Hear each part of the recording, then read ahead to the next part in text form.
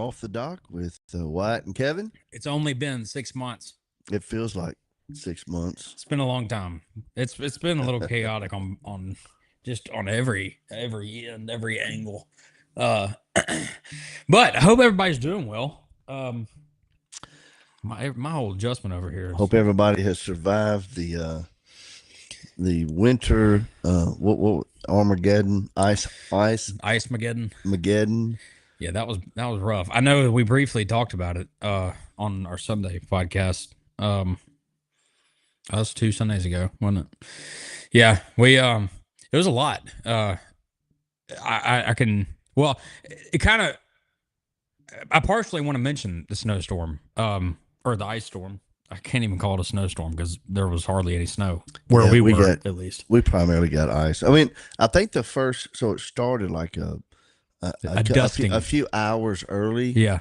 And we got a dusting of it, and then it just turned to rain, and then it was freezing as it was touching everything. Yeah. And it was, I mean, it was kind of interesting. I would say the first half of it was, like you said, there was dusting, but then it was sleet. And then it had a foundation of ice already, and then it rained. And the rain was like, it was 15 degrees outside. Just so rain. It skipped the whole snow phase. And the weird part about it was the line. I think for me, what's been shocker about this whole thing, and it's kind of getting hard because I don't with our work, our job site's in a different location than where we are. Mm-hmm. So we've now for a week been going over there, and over there, you just forget. I mean, we still have people without power. Yeah. There's still people without power here. Iuka, we saw trucks down there still trying to put power on. And it's just like, because of where we're working, which is just across the water. So with that line that went down that water, no tree limbs, no nothing fell on that side of the lake. And you're like, how is that? We got such a crazy amount of ice. You would think all around the lake would have been the same way, but it wasn't. So it's interesting how those thermal lines work. Yeah, and I think that's kind of one of the reasons that we got it so bad. There were people on both sides of, like, we were right on the line of snow and ice. Obviously, we ended up getting more ice than snow. My parents are in Memphis. They're in Germantown. And what's really weird is they had more snow. They ended up getting, like, I think 4 or 5 inches of snow, but they also had the same amount of ice that we had. So the ice is what started there, and then it snowed on top of it, and then it all froze. And they had snow on the road. I mean, I was there this past weekend, and there was still a lot of places that still had bad side roads and that were really still slick. I went home on Sunday, and there was a few shaded spots on the roads. Mm-hmm. On the roads that still was slick. Yeah. Still had spots built up. Of course, our driveway back home was that way. The interesting thing is so they didn't have any trees fall because they didn't have no ice. Mm-hmm. But because of the snow load, they had more buildings that collapsed. We had a huge barn that collapsed and actually trapped some horses inside. Yeah. So they spent 7 or 8 hours trying to get horses out. I think it was 6 or 7 of them, getting them out of the barn. And I was there this weekend to inspect the barn and give some advice on that. But how bad? I mean, what is it? A total collapse, substantial, the whole thing, total collapse. Yeah, it was a 60 by 250 foot barn, and it was a total, absolute collapse. That's a lot of surface area. Yeah, and some people were trying to do the math on how much of a snow load they believe those facilities were holding. But we had a couple of pre-engineered metal buildings that we got phone calls on. One of them was 30-something thousand square feet. The other one was 28,000 square feet. These were arenas. These were pre-engineered metal buildings, and total collapse, total failure in the steel. I mean, it's amazing to see those 24-inch engineered I-beams just bow. Yeah. Like they were put in a machine and just warped. Yeah. And you can tell too, a little bit further north than us, there were a couple marinas that also struggled with that. They didn't have an ice load, but they had caves or like dock roofs cave in on top of boats because of the weight of the snow. Ones out in Texas, there was a lake out there in Texas where quite a few Yeah. collapsed. Yeah. There was a couple in Kentucky, and then unrelated, but I think the same week there was one actually up at close to Nashville. I think that there was a huge fire up there. But anyway, yeah, it was pretty devastating for a lot of the neighborhoods, and like you said, there's still a lot of people without power, and we're going on 2 weeks now of since the storm. So that point kind of leads me into what Friday would have been 2 weeks, so we're past 2 weeks, right? Yeah, Friday would have been 2 weeks because last weekend was 9 days, so Friday would have marked 2 weeks. Yeah, because it happened on that Saturday, so we're 2 weeks past already. Yeah, it kind of leads me into it, at least part of our discussion today. I was thinking about this the other day. Thinking about okay, I'm gonna get into the realm of news, and then I'm gonna shape this back into what we're talking about. Everybody's losing their mind about the Epstein files, right? They're out, or at least I think like 60% of them are out, and they still are redacted, meaning that all the names are not exposed. That's a whole nother topic, but we'll get there. That being said, there was a lot of discussion about foreign affairs and all of this potential catastrophic event or something that would cause chaos in the United States. And this was supposed to happen, or it was assumed to happen on Super Bowl Sunday. And my family is we stay very, we're not doomsday preppers, but we just like, we have a plan. Like if communications go down, if the crap hits the fan, and everybody's in a spin, like everybody in my family knows where to go, what to do, what they're going to have, where they're going to be, and when, and how that's going to happen. And it's just, in my opinion, I think that every family needs to be that way, because if you think about it, let's just say, I mean, truth be told, probably one of the most devastating things that is most probable to happen in the United States now is probably an EMP, which it's an electromagnetic pulse. Mm-hmm. And I promise I'm going somewhere with this. I hope so, because right now, I have to build this up. If you're 55 years old and you happen to be listening to this, I'm going to tell you what's happening. I'm hearing, if y'all remember back when we used to have the Twilight Zone TV shows, it was in black and white. I'm hearing that right now as I'm wondering what alien version of White's story I'm about to get on this. By the way, I did live through Y2K. So I was here for all of that, and the what was it, Art Bell? I still love Art Bell because I used to listen to a show. I didn't believe any of the crackpots that came on there. Yeah, but it was just entertaining to listen to. So you're entertaining for me for this. Okay, good. I mean, and I'm glad that I'm entertaining. I genuinely hope that what I'm saying it never happens. I really do hope that. Well, so far none of them have ever happened. But you go continue. In a preparation, it doesn't mean it can't happen. Correct. And in a preparation mode, you like in the event of the electromagnetic pulse. One, it's not like this huge explosion and everybody gets incinerated. An electromagnetic pulse means that every single electronic in our entire power grid goes down. Well, within range, yes. Well, if there's 4 different EMPs that go off in the United States and they hit all major power grids, which I believe there's 3. Or maybe 4. I don't know. I can't remember. If our power grid goes down. Okay, so you're talking about interfering with the power grid. I'm talking about not what an EMP does. Yes, it does. No, it interferes with circuitry. Everything that has an electrical circuit is fried. Electric circuit is fried. But your power grid doesn't necessarily go down. What happens is all of the devices that use power grid, your circuits boards, they get fried. They get overwhelmed with a surge of electrical impulse, like all your diodes and things like that. All of that crap will die. Like that board would die. The sockets in your outlet would probably have power because it couldn't interfere with that.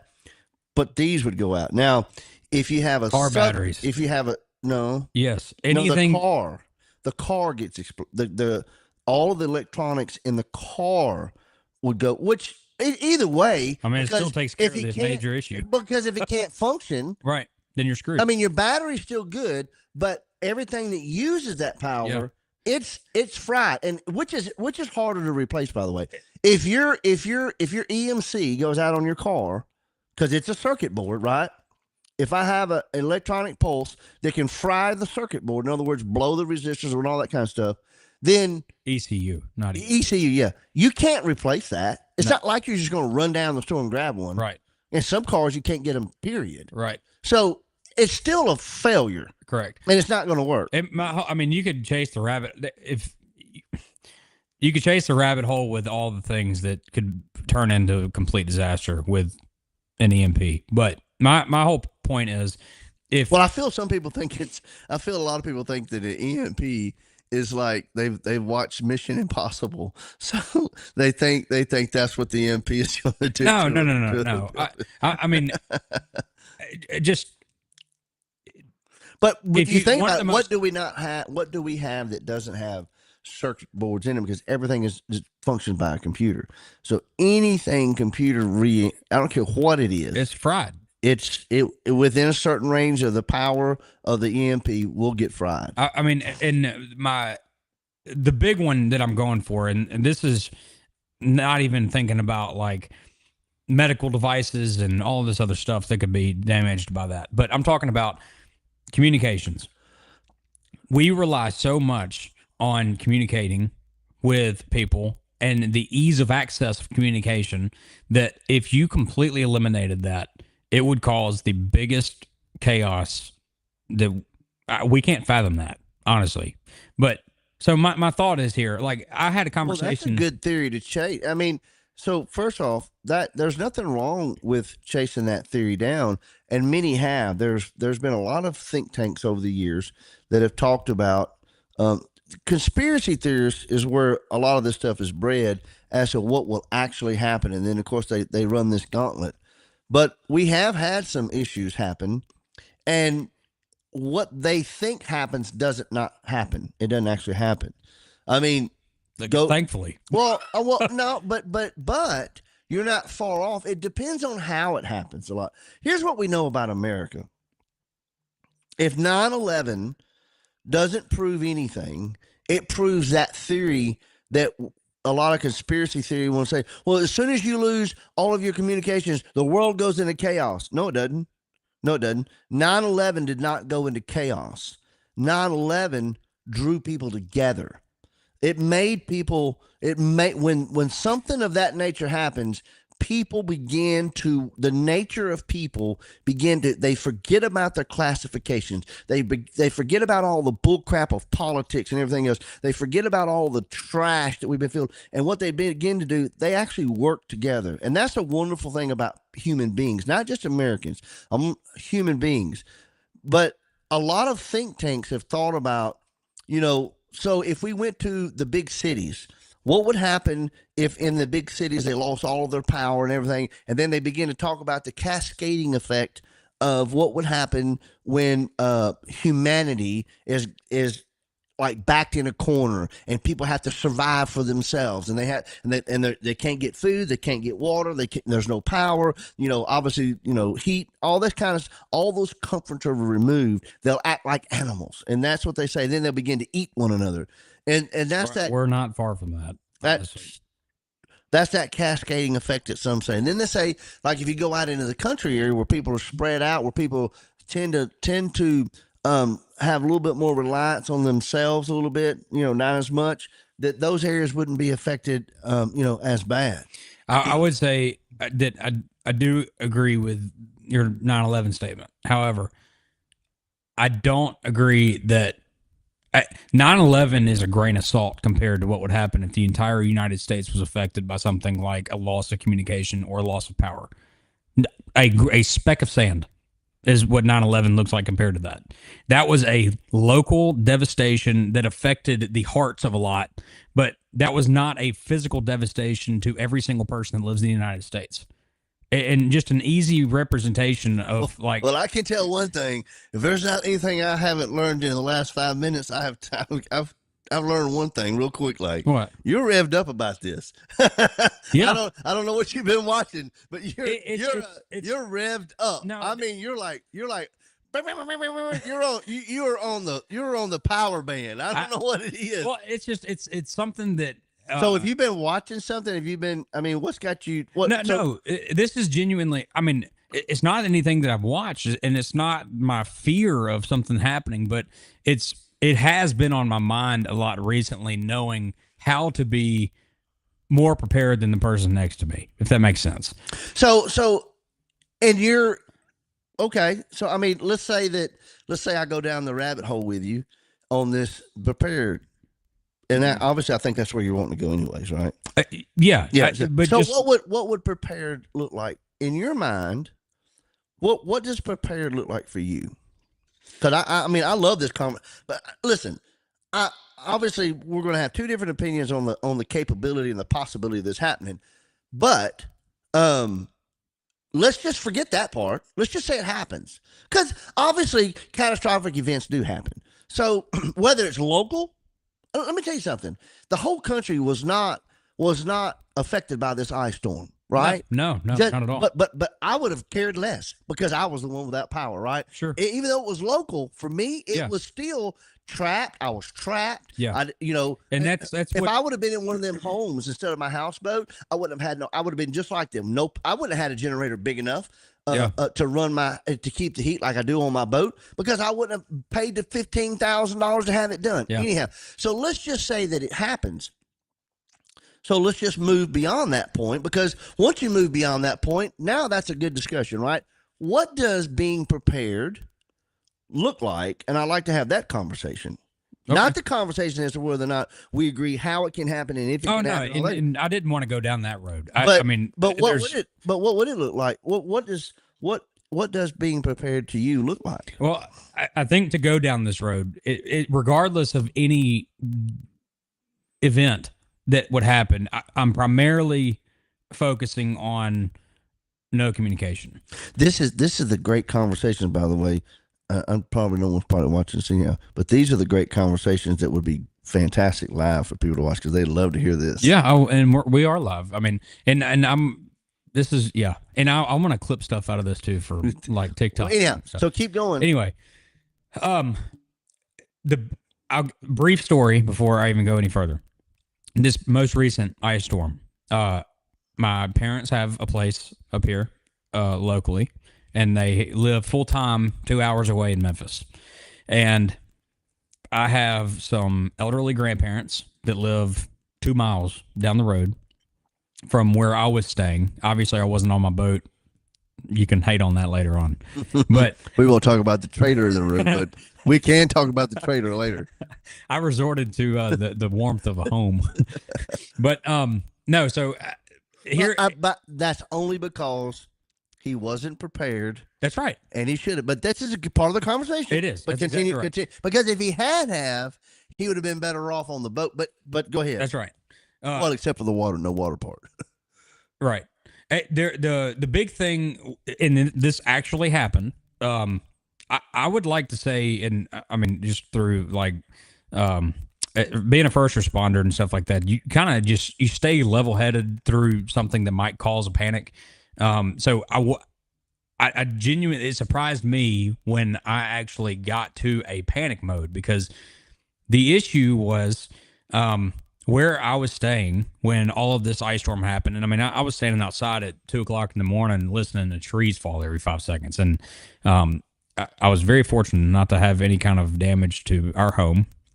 But the panic happened when there was zero, like we lost cell phone service and we lost power. So cell towers are down, cell service is down. If you have no power and your devices die, the only way you're charging it is by your vehicle. So, but what good is your vehicle going to do? And if you don't have cell service, and then you run into, okay, well, Apple and Elon Musk have this thing where you now have satellite. You can talk or text at least You cannot make phone calls, but you can text on satellite. Well, here's the problem with satellite. One, it has to be an absolute unobstructed view to the actual satellite that your phone is connecting to. So that means that As all of them are. correct. If you have to walk, I mean, I'm making this sound like a big deal, but if I'm in a life-threatening situation and I cannot say or text or get anything out to anybody unless I'm standing in when my house is in the woods of Pickwick, everything is a canopy. There's no open terrain. I'm not standing in the middle of the interstate. Correct. So my thought was, the panic came the next day, because I had a very brief, like I was able to, my parents were in Memphis and able to send text to me, and all they were hearing and seeing was that there's trees down everywhere. There's trees on houses. There's no power. There's no water. And so they can't get a hold of me. And I can't respond to them to let them know what's happening. Well, I finally get through to them by satellite. I stood outside for 40 freaking minutes and in 10-degree weather to send one text out. And it was not as developed as I needed it to be. So then they start freaking out, right? Well, it immediately turns into, well, now my grandparents, who can't do really anything for themselves, are 2 miles from here, and I cannot get, I have side-by-sides, I have Jeeps, I have trucks, all at the house, but I cannot get out. I cut trees for 8 hours the first day and made it about 1,000 yards. Meanwhile, I've got two parents that are worried about my safety and the safety of their parents, and nobody can communicate. So I cannot communicate with my grandparents telling them I'm going to come check on them. They don't have one of those $15,000 Generacs. And they don't have a generator. They don't have propane heaters. They don't have any of that. They had a gas fireplace. But what happens when the gas fireplace runs out? Mm-hmm. Right? So, I mean, they're not going to walk down the road. They're going to die in the house if they don't get anything. That's just how they are. So, I mean, the panic set in because it felt like, kind of like you were saying, you're trapped. It's like I can't get word out. I can't move anywhere. I can't get any of my vehicles or my equipment or any of my gear or anything. I can't go anywhere. Mm-hmm. So I'm staying put. Well, then you start getting to the point where it's like, okay, well, I'm just going to cut my way out. So then you cut 45 trees and realize that there's a live power line down right in front of you. Then you can't do anything. You're still stuck. So, and then it's like, where am I going? So it turns into one thing to another. And I ended up having to loop all this back around.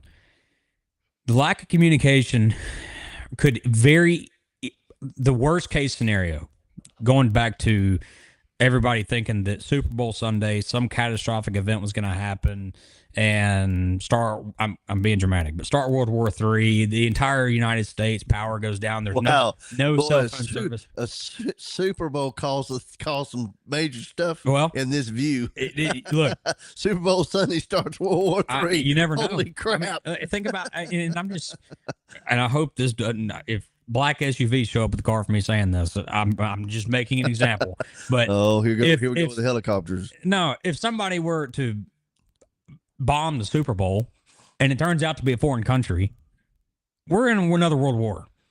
I would assume if a bomb goes off in this country from any other country, anywhere, it could be at the state park in the restroom and no one be there, and we know we're in another world war. It doesn't matter. That's what I'm saying. So my whole thought with this, and the interesting part about that is the only people on planet Earth that think that are worried about that are those that are over here, because in all the other countries they live that every single day. Yeah, I know. I mean, look at the Gaza Strip. Look at the folks that live there. I don't even know why. Here's the thing: I don't even know how people would. Why would you even stay living in a place? Look, maybe they're accustomed to it. That's their home. They're accustomed to it. I think I'd have just had to leave that place. And maybe they don't think there is any other place. Maybe they think that all places are just like their place. I don't know. Let me ask you this. You live in Tennessee. Mm-hmm. And think about transportation. All right. Now, let's say that you're having bombs dropped on Memphis and Nashville Mhm. twice a day, every day for 3 years. Okay. So imagine what that would look like. Now, eliminate your wealth, eliminate how much money you have or what items you have. You have to get to another country. You have no money. You can get creative. You can steal boats. You can steal, sure, go the criminal route. But I'm talking about for the average person that has no skill set. I don't know. How are they getting to America? I'm saying, if you're living in a land that's lawless, I don't think you're really worried about whether or not. well, no. I mean, there's a point where it's survival mode. Well, right. But- Once you hit survival mode, it is what it is. Truth be told, if you're going to stay somewhere for a year, 2 years, 5 years, 20 years, and it's nothing but constant bombing.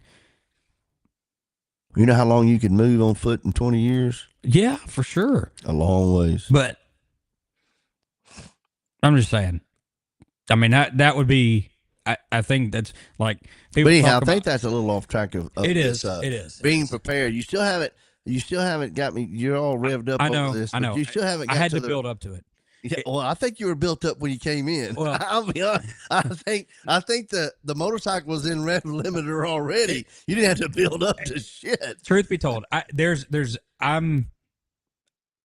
just think that it's important to have a plan because. Well, yeah, I want to get to the plan. I want to I get to what and I'm that getting looks there. like. So I texted my dad the other night, and we haven't discussed it in a while.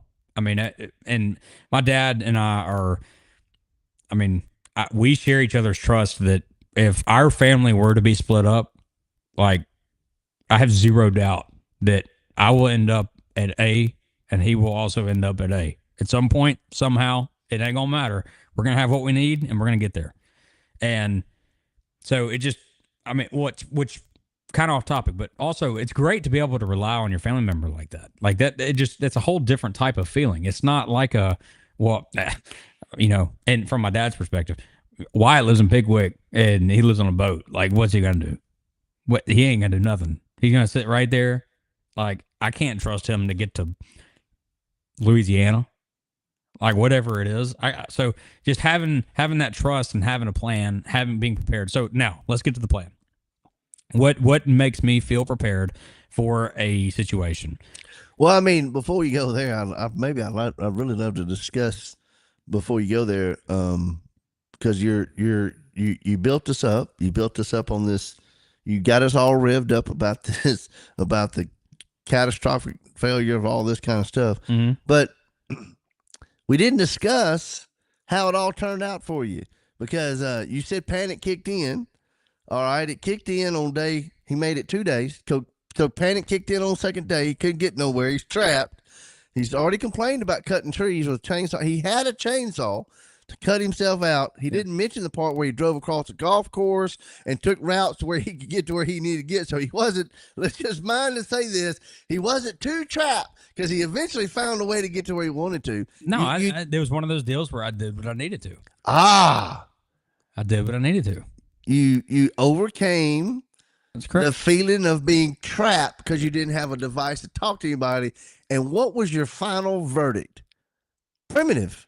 You just had no primitive. What was your verdict? You eventually got to where, look, there's nothing I can rely on. There's no way I can actually communicate with someone. I'm going to go have to show them. I'm going to have to go physically check on them to make sure. And so then you became goal oriented, and your goal was, I need to get to the grandparents' house. I need to go check on them because it's already been 2 days. I don't know what's going on. I don't know if they're surviving. I don't know if they're dying. I don't know if they're freezing to death in their home. I don't know what. We got to get over there. Right. So you went primitive on them. Mm-hmm. You kept cutting. You found a way. Now, it might not have been down a normal road, but hey, when we're in that kind of mode, any path is a path. That's right. If it goes through someone's muted yard, well, it just does. Yeah. If it goes, I won't mention that no more. But if it's everything was iced over, man. There was no damage to anything. But the point being is when you're in trouble, a path is a path. I don't care what it goes through. And it crossed my mind, truthfully. I was like, I mean, I'm going to use somebody's yard in the woods of Pickwick for an example. I I did actually end up cutting like trees down and branches down like in people's driveways so that I would have a route to go. And did I ask permission to cut those trees? Nope. Nope. Didn't do that. You know why? Because we was in primitive. That's right. That's right. And it was just, it's like I would, if I get to my grandparent, okay, let's say I don't. I turn around and I go back to the house, and then 4 days later, I find out that one of my grandparents is dead. I would much rather be telling somebody, man, I'm so sorry I rutted up your freaking. Actually, I wasn't sorry at all. And look, you're just gonna have to get over that. Right? Like it's sue me. I don't care what. It legitimately, like in my brain, was like it was a life or death situation, not for me, but for somebody else. And it could have been. It could have been. No, you're right. It could have been. So my whole point is, once you got past the inconvenience of the inconvenience, yeah, then it's like, what kicked in next? Well, what kicked in next is what makes humans human: survival. Mm-hmm. And that's when we become our most creative. That's when you can endure the most. But that's when all the bull crap gets thrown away. Sure. Here's what I know about human beings: when we have to be human, mm-hmm. we know you feel most alive. We don't. Well, we no longer. Well, we're no longer operating in. I'm going to call it team mode. Yeah. I don't care. We don't care what team you're on. We don't care what flavor you. Oh my gosh. We don't care what flavor you are. We don't care about any of that crap. When you're in human mode, you're just surviving. Right. Let me tell you something right now. If I had to cut 1,000 yards. If I had to cut 1,000 yards down the road to get out because I'm trapped to get food for my family, I could care less if the guy who's helping me's got a chainsaw, if he's got a rainbow chainsaw or not. I don't care as long as it cuts and as long as it gets us out. As long as we're working together. Now, when we get back to comfort mode and we get back to the red crap, we can go back to you stand on your side, we'll stand on my side. But here's what I've noticed: when you get down to where we're in survival, when we're stripped down to being humans again, we don't care where you come from. We don't care about all the other bull crap you've been labeled with, stuck in with. We're here to cut trees and get our asses out. And that's what we're doing. I'm going to be very direct about something. And maybe this is right, maybe it's not right, but this is the way I'm doing it. Okay. If it's a local event like this ice storm, I'm all about helping my neighbors, helping people that need help, taking heaters and generators and supplying my efforts towards somebody else whose need is greater than mine. If there is some sort of catastrophic event that is legitimately life or death, like an EMP, or like if you have to leave, you've got to get out of town, you got to go survive. I do not care. I'm surviving. I'm surviving. Okay, you skipped over something. What do you mean you're surviving? I'm saying we would expect you to. I'm saying I ain't gonna help somebody else survive. I'm saying I'm not saying I'm gonna sit here. Horse shit. No, I'm not saying horse. That's a pile of horse crap. I'm not saying. I know you well enough. That's bull crap. First of all, I don't know what kind of event you're talking about. Look, if it's that kind of event, it don't matter. It's gonna catch you and kill you anyways. You can run all you want to run. No. But here's what I know about you. Far enough as I know right now, I know this. It would have to be it would have to be a catastrophic horizon event before that would happen. But then everybody's trying to run from it. It's like standing on a beach and there's a tsunami. But here's what I know about you. Even if that's the case, and you know what I mean by a catastrophic horizon event. I do. You know what I mean? I do. In other words, it's a catastrophic event that's chasing the horizon. Correct.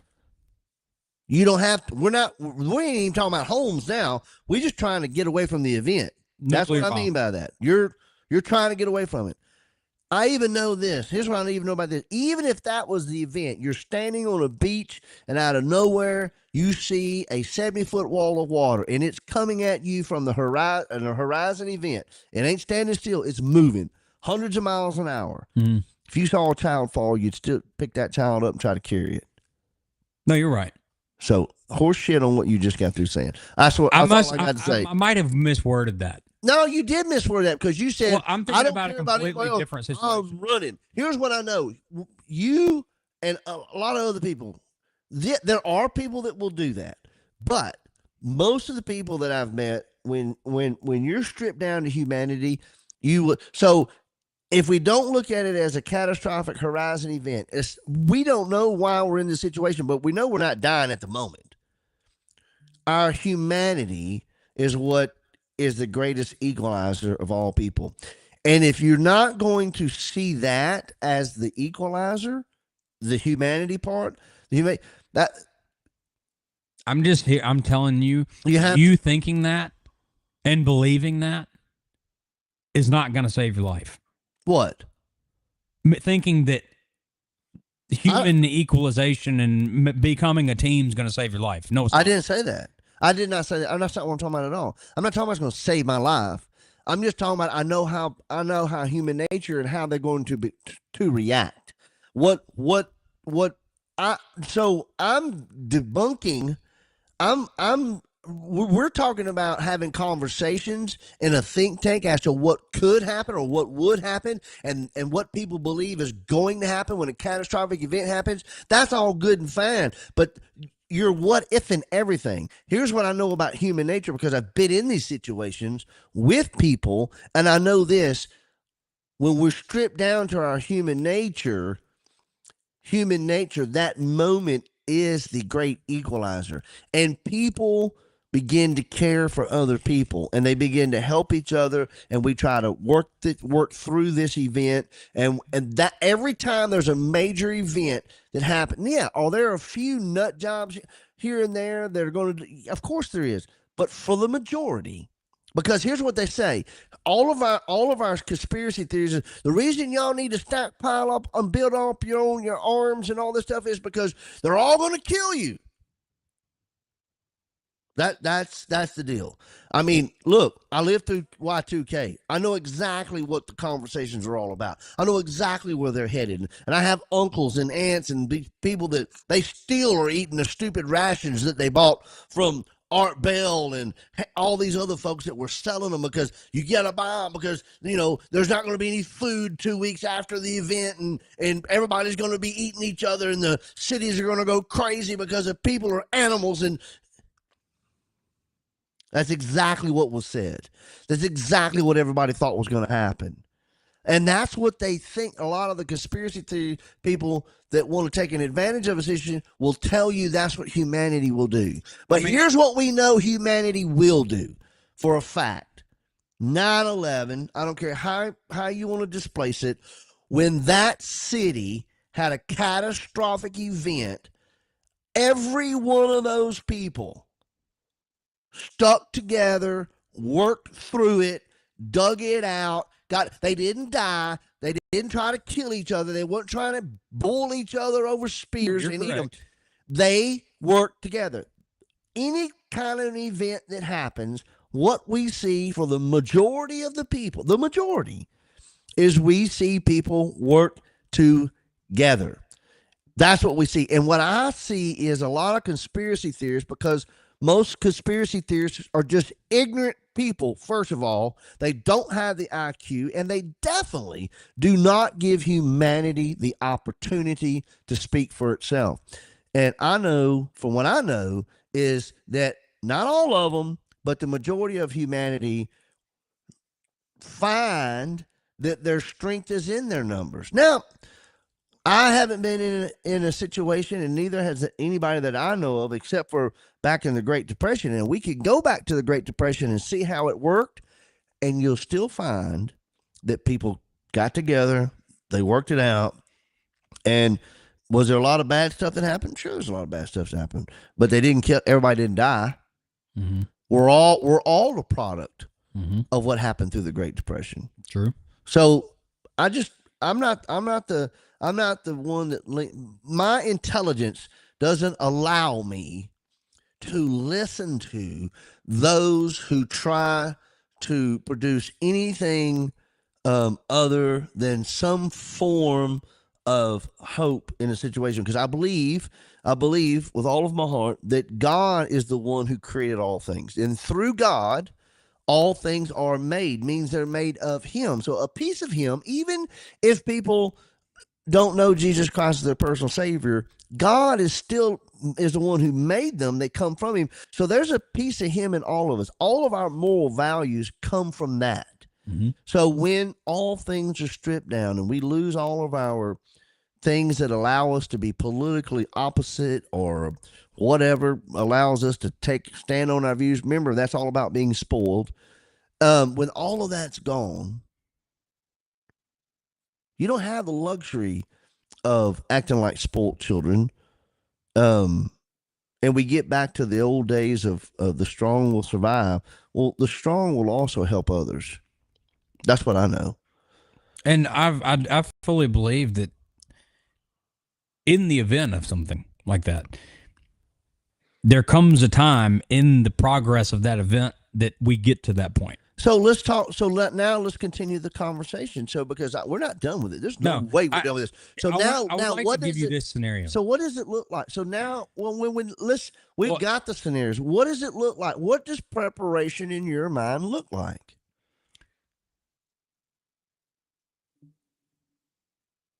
There's one priority when it comes to any situation in this sense, and that is the whole reason that you could develop a plan. And this plan is in the event that you have to, something happens where there is no communication. So there's not I'm going to call my family and we're going to get a game plan together in 20 minutes after a city falls or whatever it is. This is the timer starts. The event happens, the timer starts.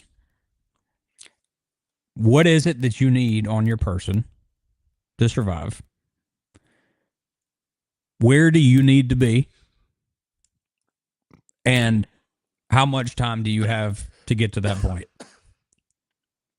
So everybody has an obligation. Everybody's got a role. And the priority in this whole plan is to get my family in one spot. The whole divide and conquer thing, BS. When it comes to my family's plan, there's different plans for different scenarios. If it is civil, if it is like internal issues with Memphis, right? Then I have a certain list of things that I'm going to do here in Pickwick to prepare for my family to arrive in Pickwick. Now, my sister, she goes to school in North Tennessee, right? Now, my sister doesn't have the abilities or the skills that my dad or I might have to protect our family, and she's by herself. So we have three different parts here. We got me and my grandparents here. We've got my parents and my grandmother in Memphis, and then my sister in North Tennessee. So we got this triangle deal, right? So how are we all going to get to one central location? And that all depends on what the event is.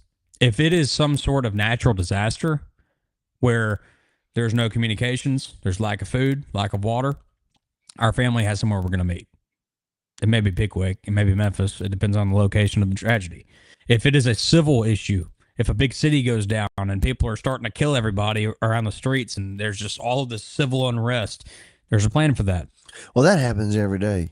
Well, not in some cities. I was going to say, some cities, I mean, they act that way every day. We are not used to that. Well, they don't act like that when actual chaos begins to happen. That's just the way they act because they got nothing else to do according to the Bible, and they're just spoilt rotten and they're idle. But when people are when the real crap hits the fan, they're too busy trying to survive. I get that scenario that is a civil issue that will happen. I'm telling you it will. I hope it doesn't happen in my lifetime. I'm telling you I think it's happening soon. We're seriously getting to a point where our government is about to fall. I wholeheartedly believe that. The government's going to fall. I think that the people of the United States are about to overthrow our government. No, Everybody. I think everybody in the government's about to fall. I'm so serious. I have no idea what you're talking about, but I think that the corruption and the level of evil in our government, I genuinely believe that our entire government will collapse. And when that does, there's going to be no structure. The structure's already falling now, but that's the whole reason. I hope none of this happens. I really don't. I don't want there to be this situation, but I can promise the 50 and 60-year-old couples that live in houses around us over here, if something crazy were to happen, I have a 150% chance of survival better than they do. you think so? I know so. I don't know about that. I know so. So they're twice your age. So you think they're twice? I don't care. Put you it think they're every twice college as campus. dumb? You Put- think they're twice as dumb? Put it my age. Huh? My age. What's that? College campuses. People my age. Married couples. I've got a few friends that are married couples around here. I promise you, I'm more prepared to survive than they are. Well, you just telling me in a little old ice storm, you on day 2, you got panicky and because you couldn't communicate with everybody. Well, the panicking was temporary, but it also, what I'm not including in that story is that all of the things that we had to be prepared for a longevity of no power or water or whatever. I couldn't communicate, but I had heat. Couldn't communicate, but I had food. I couldn't communicate, but I had propane. Well, I had but excuse vehicles. me. I had Excuse me. We got to put a time pause on that because he was at his 60-year-old parents' house. That's the reason he had it, because they had it. His boat, where he should be living, was not prepared. It didn't have a generator. It had no water. It had no power. It had no food. Right. So hold on. The stuff that you had prepared was not ready for the ice storm. You went to your parents' house where they had prepared it. So that's a fair comment. Let's just be fair about that. So you went and took their resources and you used it for your benefit. Well, You I think didn't that have is family preparedness. No, that's what I no, would like no. to say as far as no, that was their preparedness that was left out as leftovers, and you got to use it. But you didn't do anything to put all that together. That Sure I was did. something they did. a lot of that was my stuff. I'm so serious. Okay. Well, anyhow, Here's my question. what your preparations that you had made, none of it worked during that time frame Why? because your boat didn't work. That was where you were living. You didn't have it ready. If you were stuck at Grand Harbor during this, when it happened that night, Yeah. and you only would have had your boat, you would have been freezing your tail off. No, I would have been fine. How? All of my overland gear. I would still be comfortable in that boat right now if I had all my overland gear.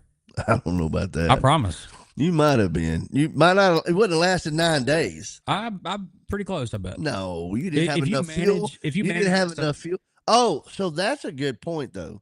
The word you just used, because that was a point that I was going to go to. One of the things that we noticed, some of the things that we learned because anytime you go past a day, now you got to start talking about management, right? Mhm. One of the best ways to learn how to prepare yourself for things like that, you got to learn how to manage stuff. Yeah. Obviously, resources. Let me tell you something. Those 60-year-olds that you were kind of bad mouthing just a second ago, I've seen a couple of them, and I'm gonna tell you what they know really good at that the young cats are not good at: Mhm. management stuff.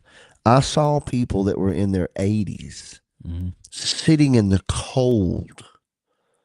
If that temperature rose just a little bit, they'd cut all that heat off and they would bundle up with everything they had because they were trying to save their resources. I saw 80-year-olds that wouldn't take fuel because they were worried that someone else might need it more than they did. Yeah. And they would sit in that cold. Yeah. Them older folks know how to manage things and last through some stuff. And I saw them doing that, even though I was like, y'all don't need to do that. We got plenty. We'll get this to you. And we were trying to, and encouraging them that we could get this done. One of the things that I didn't quite understand and I think what causes more panic than anything else is not to understand that when we're in a situation, the things that causes the most panic is when people begin to run out of stuff. And if they know where there's a cash hoard at or something like that, they will Do whatever it takes. push to that. Mhm. Obviously, you're building a situation.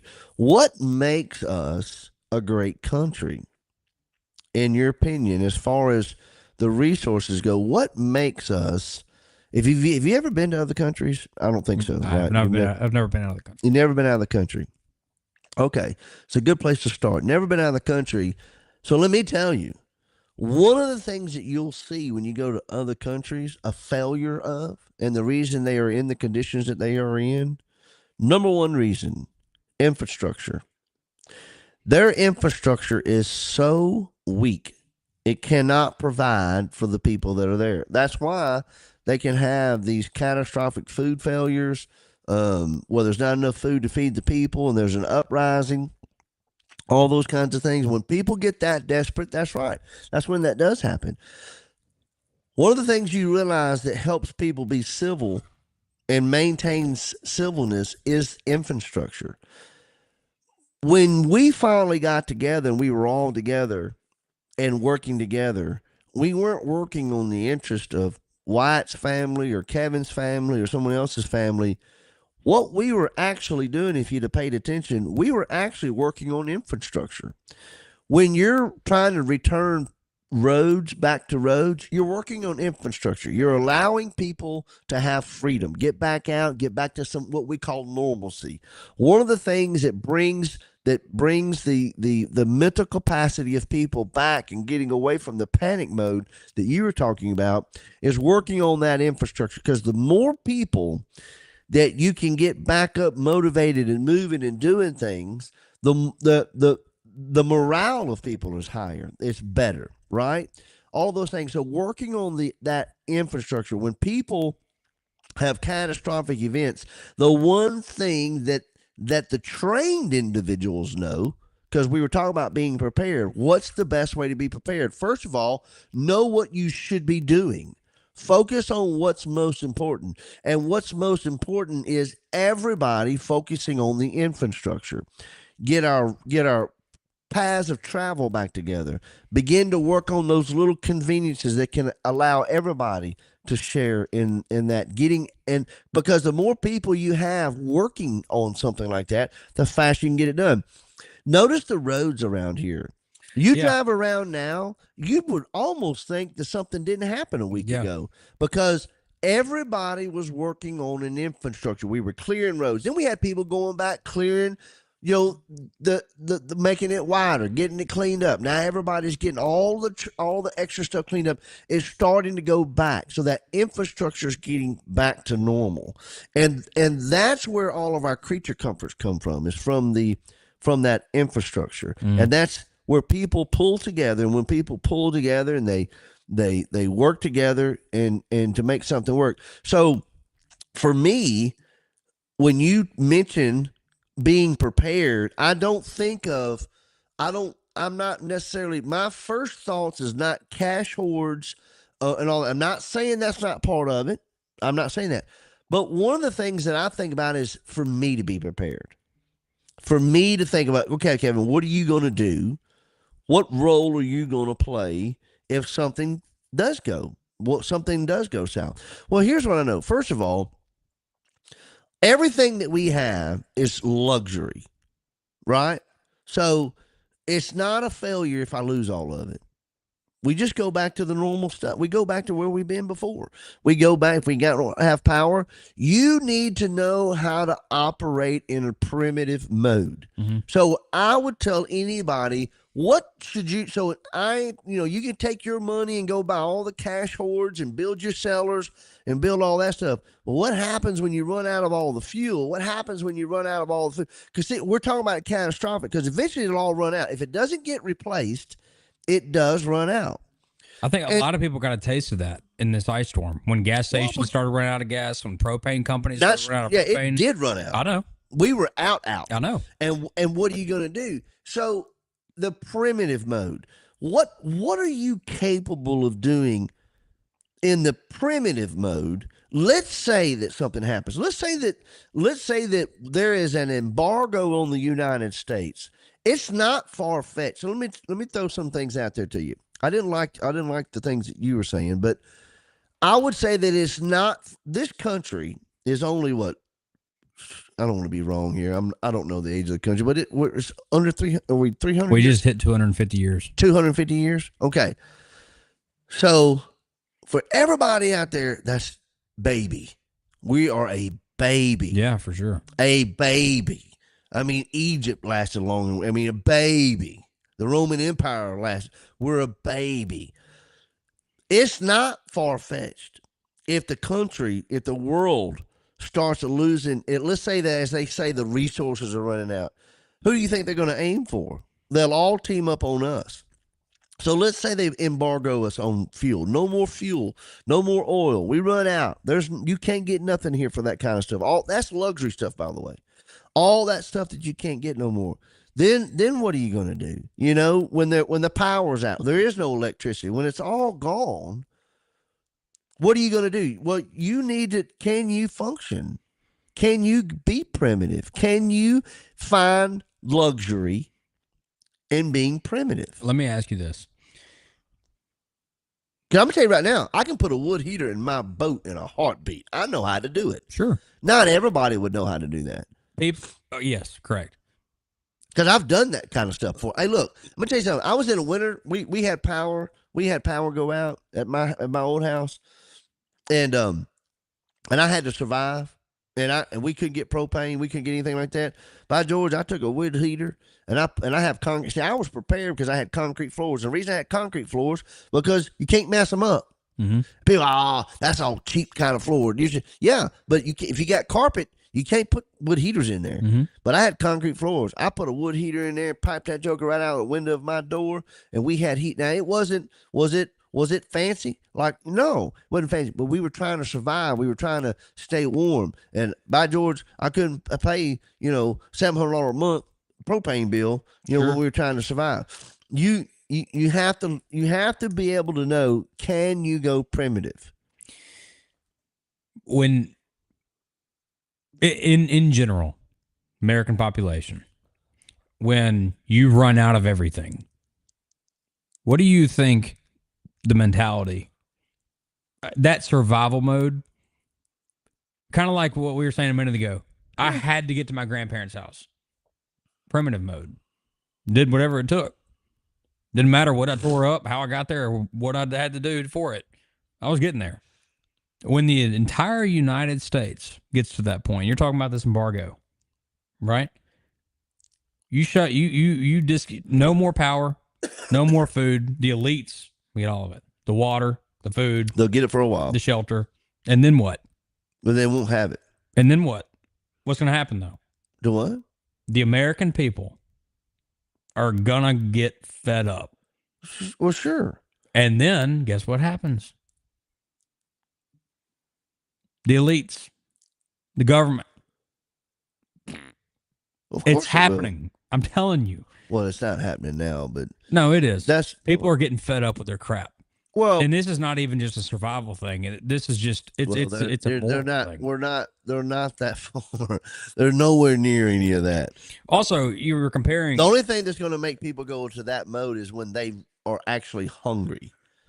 But there's no food, and they can't get food for their children. They will go rob, steal, and kill to get. That's why I'm talking about in the context of you can sit around and think about it, trying to think these scenarios out. You do all that stuff. I'm telling you, the moment people find, let's say you're in the middle of all this chaos, you got all these people, and you have this big cash hoard. The moment people find out that they don't have anything, they'll all team up together to take you out. Now they'll divide each other afterwards. Yep. But they'll team up to take you out. Then they'll just kill each other. It's the exact same scenario with the what was that TV show that they did where they put all those people and they had to go Hunger Games. When they did the Hunger Games, had the cash, thing, and they all had to fight for it. They may team up for a while, but eventually they're going to have to divide up because it's going to run out. When you're not replacing something, it's going to run out. When it runs out, then the strongest will survive, right? Well, so you're okay to survive until your resources run out, and you can't fight everybody. It won't happen. You got to. Can you learn to be primitive enough to survive in that mode? right. When actually everything is actually spent, it's all gone. I'm gonna take it Because people start dying really fast at that moment. Yeah. And I don't mean they'll be killing each other. They just die of hunger. So there's two things. Pestilence. You keep telling me that I'm a movie person, right? Well, there's two movies. Both are fiction. That all movies are fiction. Well, these specifically, but one, it's one is kind of about something like this, and then the other one is The Revenant. Have you ever seen The Revenant? The Revenant sounds familiar. It's got Leonardo DiCaprio in it, and it's the movie where he gets mauled by a bear. Yeah. Okay. I saw it till it was just too boring to watch. Oh my gosh, you thought that movie was boring? Oh, it was stupid. That movie was incredible. That movie, but the whole point about that dumbest movies ever. It's an incredible movie. Don't listen to Kevin. Kevin watches you should listen to me. No, don't listen to him. Don't waste your effort. The whole that movie's brutal, and it is brutal. And it was just dumb. I couldn't watch it. Well, anyhow, but no. My whole point is that the brutality in that movie is like the whole movie is about sheer survival. Okay. The whole thing. I agree with you on that one. It was survival in the producer's minds. Yes, and it was against nature, against animals, against the weather, the whole thing. The whole movie just makes you feel like you're miserable. It's like, oh my gosh, like I don't even know how. That's probably why I didn't want to watch it. Probably, but I mean, it's very hard for me to look. I'm a realist.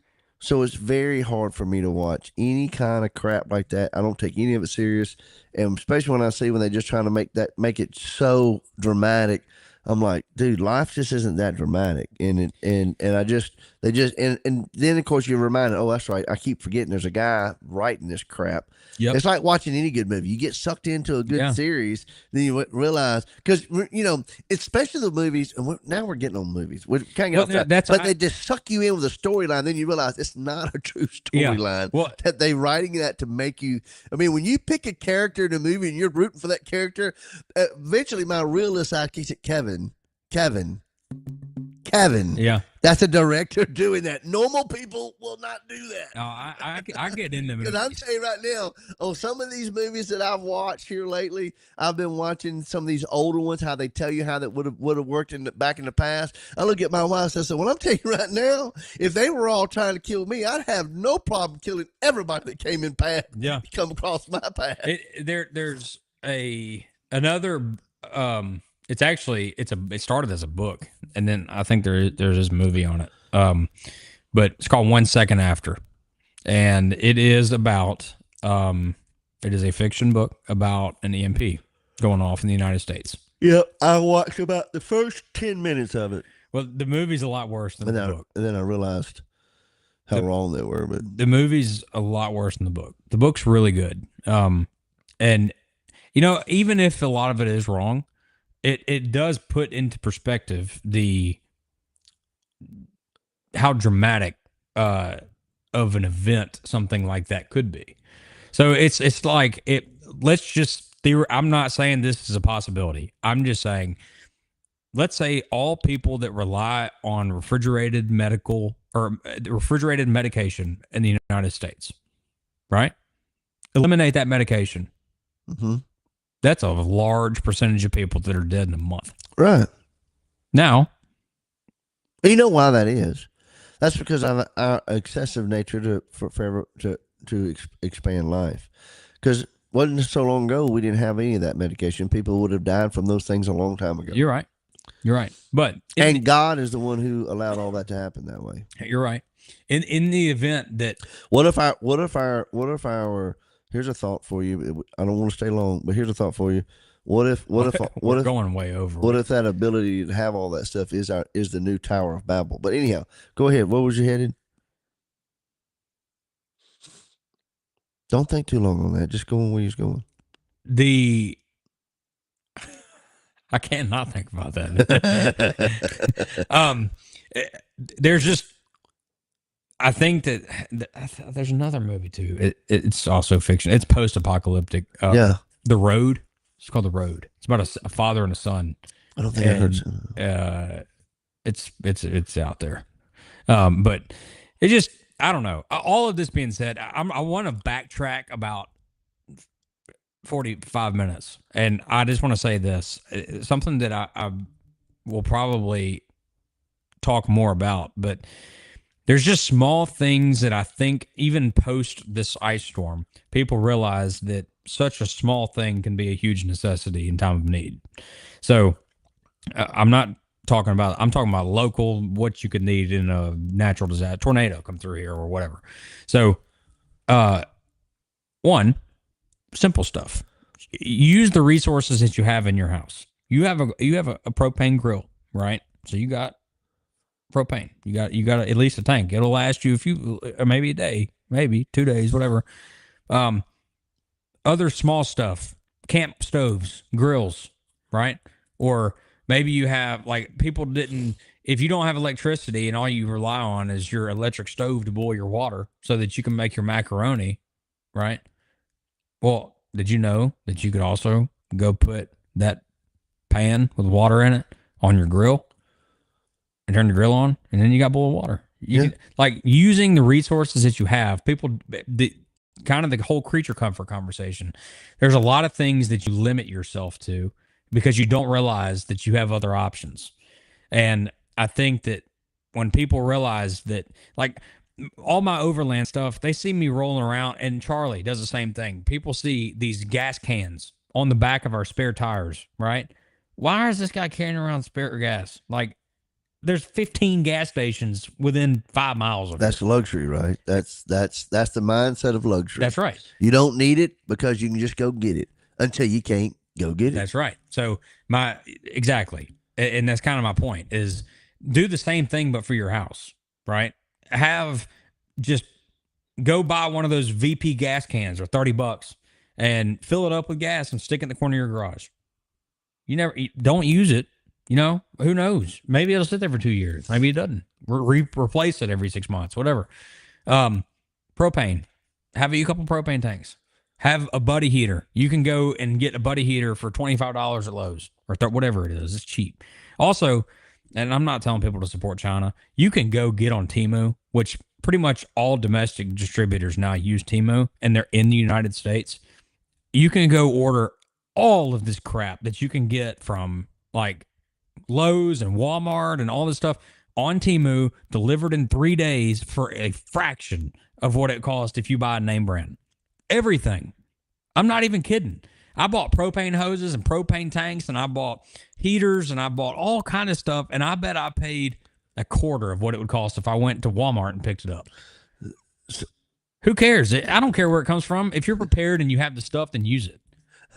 I was going to try to make a commercial on Wyatt's truck. His sticker says, "Not made in the USA."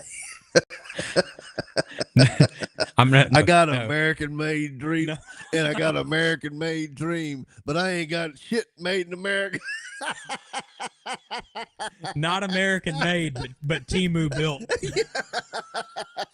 That's funny as shit. Hey, the Temu mobile. Well, look, money is just what money is, right? I mean, hey, look, if you need it, you need it. I think one of the things for me is we do need to start wrapping up. When we're thinking about being prepared, number one thing you need to do is you need to be able to assess your situation. Correct. That's always step one. Anytime. Look, I don't agree. I make fun of all these people that do these survival shows and Alone and all that bull crap. And it's just ridiculous to me. But the naked and afraid and all that crap. But one of the things that they do have correct, at least on a couple of them I've seen, is how they try to teach people how to be, how to survive. Right, go primitive mode. So there is a phase. There are 3 phases that you need to learn the most. There's a 4th and a 5th, but the top 3 are very important. Number 1, it's the most important thing. You should assess your surroundings. Agreed. And why is that important? And it's not what you think it is. It's not what I'm going to say. You don't think is. You need to do this everywhere in your life. You need to get the information for your own self. Yeah. About the situation around you. Yep. And I don't care whether you're in Washington, whether you're in Alabama, whether you're on the side of the river in Mississippi trying to survive. Yeah. Do not rely on other people to tell, because here's the thing, if there is a true catastrophic failure that's going to happen, it will happen through the information you're receiving. And what we're probably more closely on the brink of in America than anything else is the misinformation coming from these. And guess what? We don't need to survive. Well, you don't need this. Matter of fact, you survive better if you just throw this away. I wish we'd go back to that, honestly. But when you start relying on all of your information to come from here, and by the way, if you haven't noticed, if it ain't already, almost 100% of it's a lie anyway. Yep. Propaganda, man. It's they pump in there what they want you to believe. with the era of AI. Yeah. And once again, I'm not going to go down the conspiracy road with these people. The problem we have with the conspiracy theories is where they go with it. Bits and pieces of it is true, but it can't go the way they say they were going to go. Here's what we know about catastrophic failures and things like that, or situations that happens. If we go back the last 100 years, we know this. If we don't know anything, we know this. We overcome everything. How long? I don't care. Go back 200 years. Go back 1,000 years. What happened to the Roman Empire? Go back 2,000. We overcame them. No. We're still here. Consider yourself a Roman. What happened to the Roman Empire? We don't know what happened to the Roman Empire. It collapsed. We don't. But the remnant, they moved on. What happened to Egypt? They moved on. Society moved on. The world moved forward. The humanity population moved forward. I think it's a cycle. Things collapse all the time. I get it. But my point being is, it's not the end of the world until God says it's the end of the world, because he's the only one that can bring the end of the world to pass. All I'm saying is what we know about stop listening to people who's going to tell you that the end of time, that's not going to happen until God says it. Other than that, some things are going to fall by the wayside. Yeah. Some things are going to pass away and never come back. That's true. But ultimately, there's going to be a way out. And if you're going to survive anything in your life, you need to identify the way out of this thing and then work towards that. Yeah. Work towards the way out. There's a solution to every problem. It was pretty substantial, even on a local level. Like, once we ended up getting cell service back in Pickwick, do you know how many questions got pushed through our local Pickwick pages? Like, is this gas station open? Does this place have propane? Does this place have water? Does this place have electricity? How about hot shower? Have you not realized, as you mentioned earlier, this is part of our infrastructure? Yeah. You couldn't do that. I know. I mean, we ain't even talking 100 years ago. We're talking my lifetime. We're talking less than 50 years ago. You couldn't do that. I know. 50 years ago, if you wanted to know if the local gas station on your corner was out of some fuel or something like that, you just had to drive down there. Mm-hmm. Everybody had to drive down, or you had to walk, or whatever. That's all you could have done. Ride your bike. We didn't have cell phones. We had telephones, but when those lines went down, you're done. Yeah. At least now with cell phones, we have, as you mentioned, satellite phones, which can't go down unless you don't have direct connection with them. So unless Which- your battery runs out, Might I mention? Well, that's going down a whole nother road. but we had I'm just saying the radios. government can shut that off. If Elon Musk wanted Well, to flip a they switch and say could. no more satellites, now that option's gone too. But Well, don't think that that's not ever a possibility. also solar storms, natural occurrences that could take it down, things like that. Yeah, there are things like I that that can mean, happen. you never know.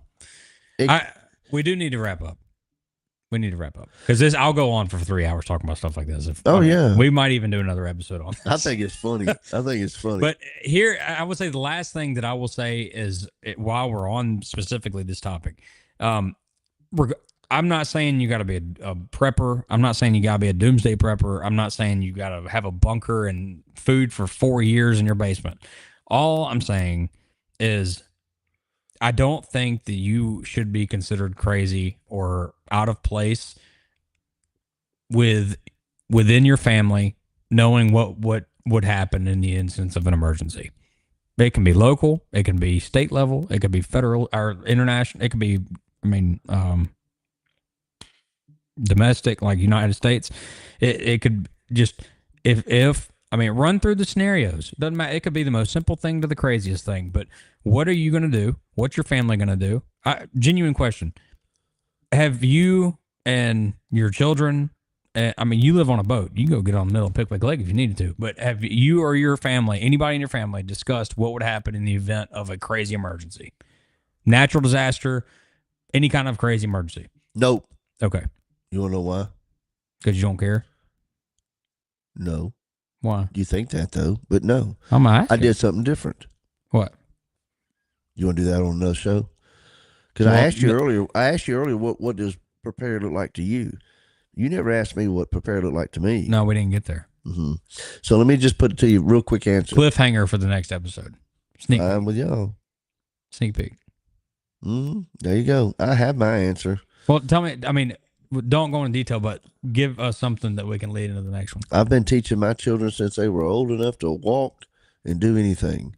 I've been working on their motor skills. I've taught them everything that I know about whether it's car mechanics, My daughter knows how to change oil, change a tire. Sure. I made them independent because I knew if anything was to happen and I couldn't get to them, they could think for themselves. Sure. That's what preparation looks like. Preparation looks like each individual person, because you couldn't get to your grandparents for 2 or 3 days. They need to be able to survive until you get there. Right. Everybody needs to learn to survive and how to do that. How can I use what I've taught my children more than anything else? Everything you have is not always made just for that specific thing. You can make it do something else. Mm-hmm. That's your real tool. Your real tool is what God gave us, this up here. Sure. Because the Creator is the one who made us. We can take anything and make anything else out of it. I use all the knowledge that I have to do everything that I do, and I've taught my children how to do that. And that makes them leaders in their own right, and sometimes hard to deal with. But nevertheless, when it goes down, they will survive because they know how to do it. Yeah. Good point. To me, that's what survival looks like. And I genuinely believe that in the event of survival, the people that have independent motor skills or any kind of skill set, living off the land, being primitive, will be the survivors. Yeah, that's going to be it. I think if you just people that rely on Facebook and Twitter to live, they're going to be toast. Yeah, assessing situations, and here's the other thing: just being active enough. Yeah, like I will say this: I got caught off guard on this storm. I was separated from tools. Mm-hmm. I was going to ask you about because that. my tools were on work trucks. They were in shops.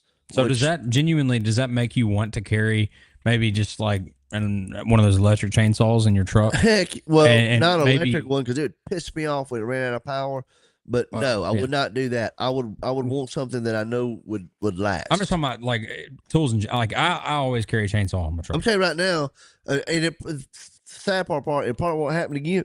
But I'm telling you right now, it pissed me off. I didn't have a chainsaw. I know it did. Because I would have cut myself out. I know.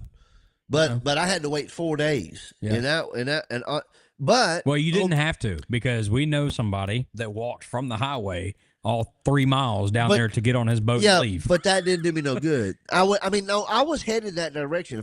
If I knew, matter of fact, on that third day, me and you had a conversation. I said, well, I'm gonna walk out of here if I have to. And I told my son, so I'll meet you up at the top. We getting out of here. We're not doing this no more. Mhm.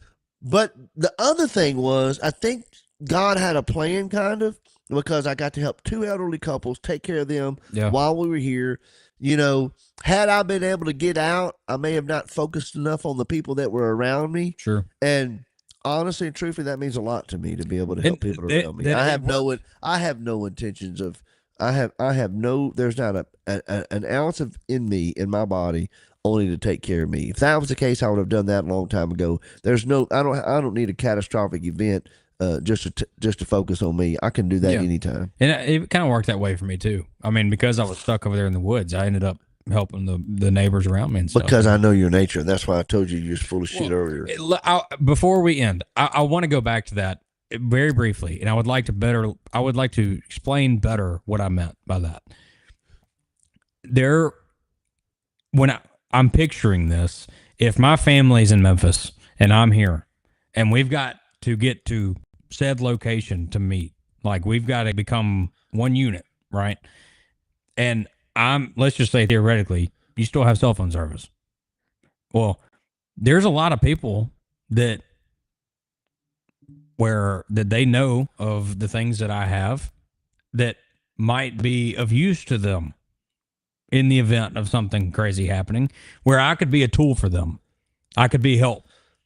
Well, yeah, of course. I want to help people, but I'm telling you, if I am at the point where it's time to move on my plan to get to my family, which is the priority for me, then I will 100% not answer that phone. I don't care who calls me. That's what I was trying to say.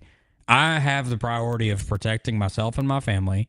And outside of that, in the event that I have to leave Pickwick and I get a phone call from somebody and they say, hey, I'm really worried that this person's going to come over here and they're going to take advantage of all the food that I have in my pantry. Sorry, I'm not coming to help you do that. I'm going to take care of me, and I'm going to take care of my family, and I'm going to be on the way to my family. That's where I'm going to do. That's what I meant when I was saying. I'm not talking about taking people out on the side of the highway to get to where I need to go.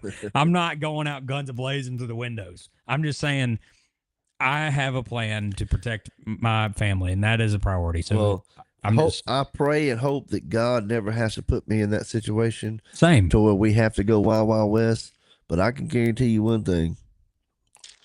If y'all thought Wyatt Earp was bad, don't put me in that position. Yeah, listen, I will pray over you after I've shot you, but do not think ever that I'm the one that died on that cross for humanity. I did not. Oh, yes, sure. I mean, listen, I'll share Jesus with you. I love you to death.